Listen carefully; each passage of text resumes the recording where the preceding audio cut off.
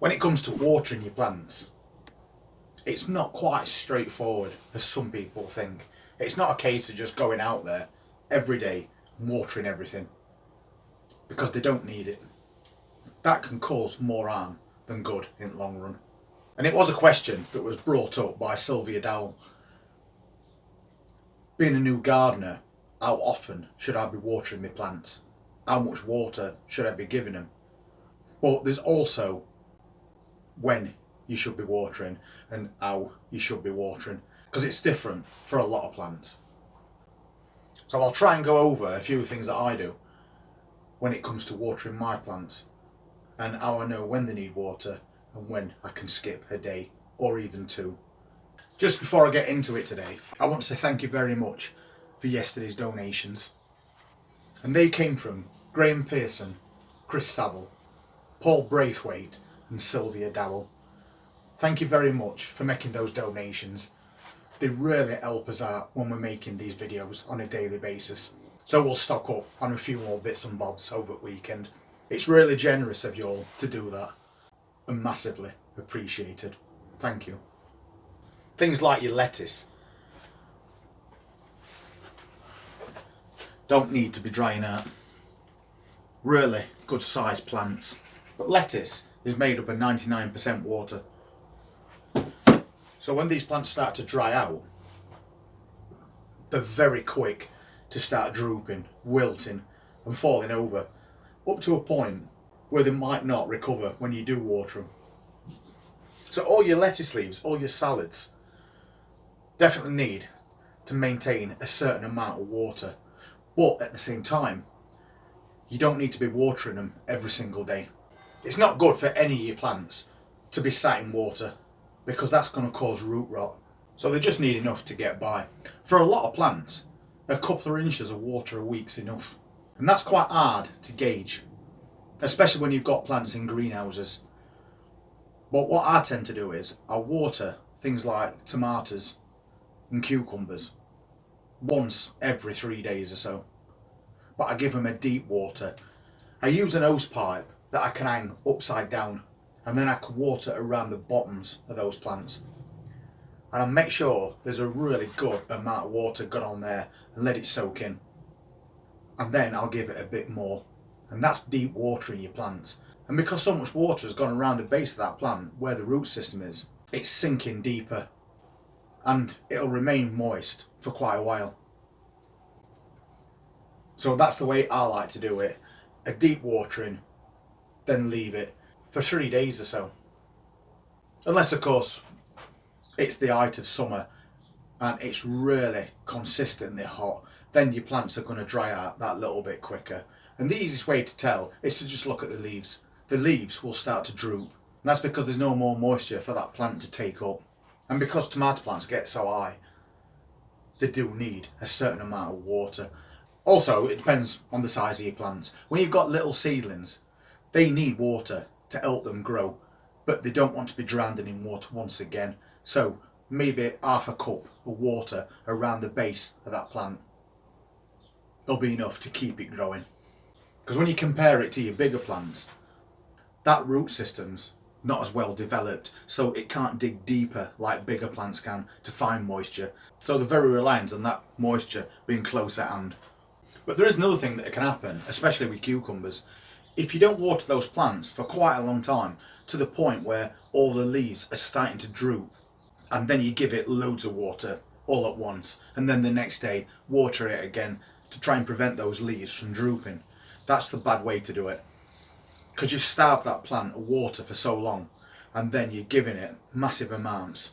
Cucumber plants will take up as much water as there is available, even to a point where they'll split their own main stem because there's too much water in there. It's all about consistency with pretty much any plant that you've got. When your potatoes flower, they're trying to make tubers, so they need more water than they did when they was just growing foliage. Your tomato plants, when they get really big, are starting to fruit, so there's a certain amount of water that needs to be put into that fruit. So that's why I deep water.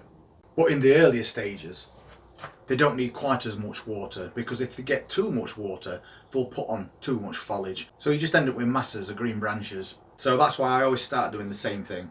I give them water, I leave it a few days, and then I'll deep water again. When it comes to this time of year, you also have to be aware of not watering over the tops of your plants, and especially little seedlings. I tend to use these quite often. Compost trays. They're a couple of inches deep, no holes in them.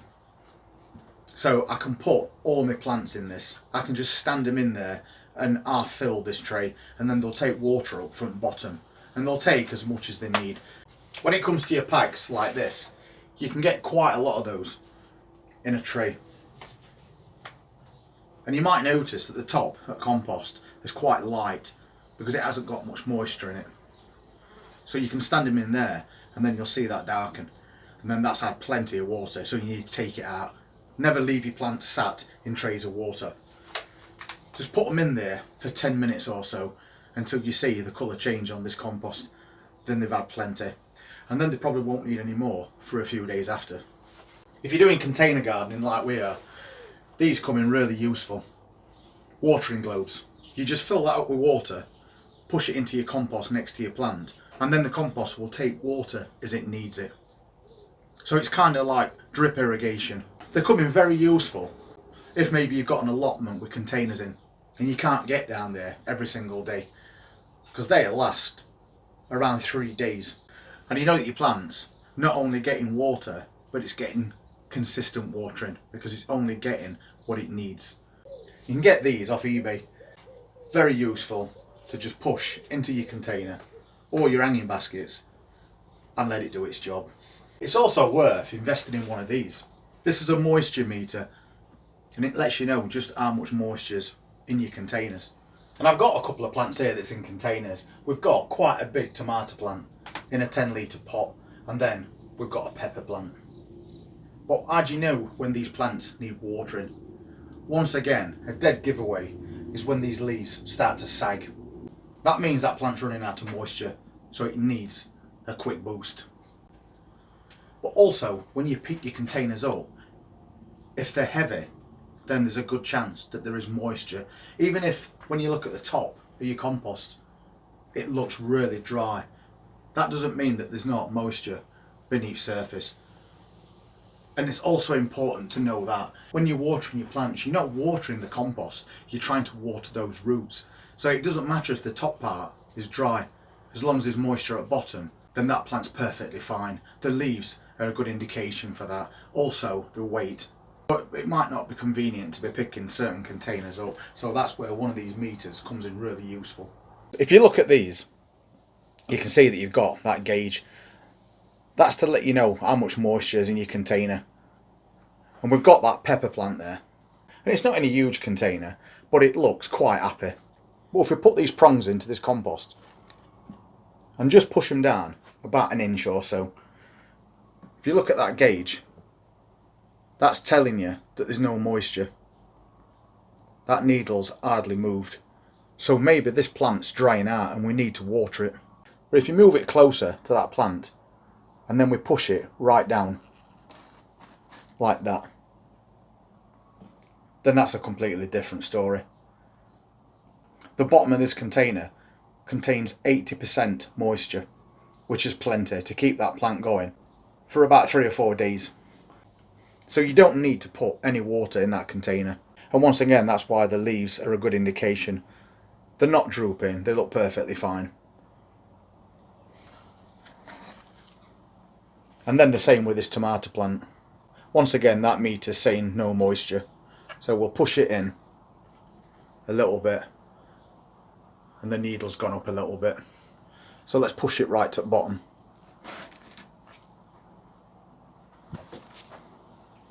And you can see that this has also got plenty of moisture in there. So we don't need to water this plant either. Especially when it comes to your containers, this is quite a useful tool.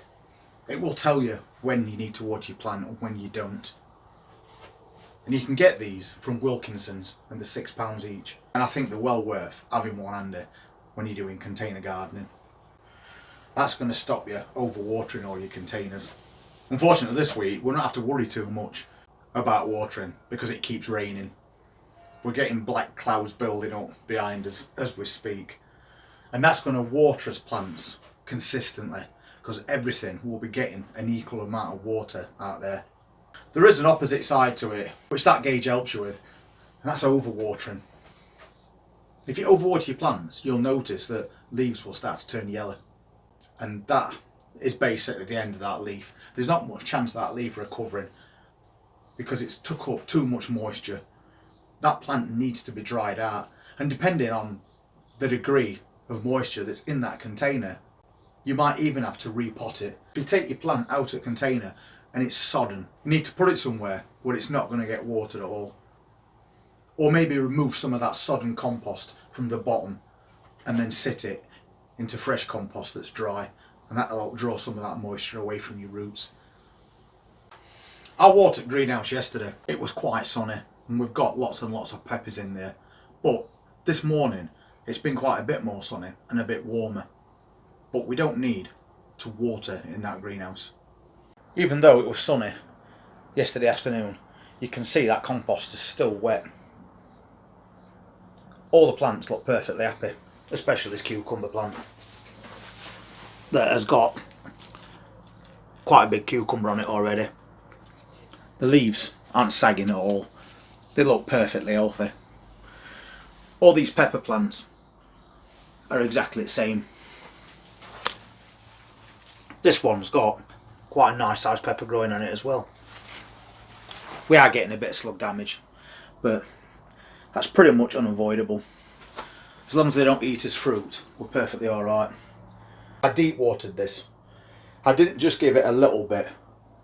I went all the way around the base of every single plant with that upside down hose pipe and made sure a good amount of water went into that soil. And you can see that there's still plenty there. And the thing with peppers is peppers don't mind drying out to some degree, so this will probably not get touched for a week. As that water gauge proves, if your compost is dry on top like that, it doesn't mean that further down it's not like that because there's moisture at a lower level. I thought while I was in there I might as well take that cucumber as well, because this afternoon on Cooking Channel I'm going to be doing pickled cucumbers. We like to put videos on there as we harvest stuff all the way through season, so people can see how to preserve the crops so they don't waste anything that they spent all that time growing. There's a link in the description to Cooking Channel if you want to see that video, and there's also lots of other videos on there covering the same sort of things, so that might be also worth subscribing to. So you can see that those peppers are perfectly alright. I won't water them for quite a few days, they don't need it, and as I did mention, peppers are one of those plants that don't mind drying out. Not completely, but to some degree. They're perfectly happy with that because they're a tropical plant. Whereas your lettuce doesn't like drying out completely at all. So it's all dependent on the type of plants that you're growing. The size of your plant also matters, whether it's a little seedling or a fully established plant like these. Sometimes you might see leaves on your tomato plants starting to roll up. The same thing happens with peppers as well. That's not because it's running out of water. A lot of time that's due to the intense heat from the sun, and them leaves roll themselves up to protect the surface of that leaf. But they can also do that when it's windy. The plants are just trying to survive, and wind will dry your plants out just as much as heat does. But that's a different kind of drying out. Basically that wind constantly hitting your plant is taking all the moisture away from the leaves of that plant, and that's what causes windburn. It doesn't mean that there isn't moisture in the ground, it's just the top of your plant that's being affected, not the base. So when you see that, don't automatically water your plant thinking that's going to help, because it won't. You'll be over watering your plant by doing that. There's nothing wrong with using one of these gauges to just push into the ground of each of your plants if you've got time to do that, and then you'll have an exact reading of how much moisture is in there. It's not feasible for a lot of people, but if you get one plant that has leaf curling on it, and you're not 100% sure whether it's due to leaving a greenhouse door open and it getting hit by wind too much, or whether it's actually drying out, then you can just use that to get you that answer, and then you'll know whether you need to water it or not for definite. So that's basically how I gauge when to water plants and when not to water them. It depends on whether they're little plants or big plants. It depends if it's been really hot for quite a few days and leaves are starting to sag or droop on your plants, giving you that indication that that is running out of moisture, which tells you that plant needs watering. The colour of the compost, the weight of the container are your best ways to judge whether anything needs watering or not. And deep watering is always your best option. Don't water your plants every single day, they don't need it. Water them every 3 days, unless it's crazy hot like it were last year. Anyway, Sylvia, I hope this video answered a few of your questions, and I hope it helps a few more people out there as well. But if there's anything I haven't mentioned that you're interested in, then please just drop me a comment and I'll get round to that as soon as I can. And if you're interested in seeing more content like this as we go through the rest of summer, please hit that subscribe button, press that notifications bell, and I'll see you next time. Take care.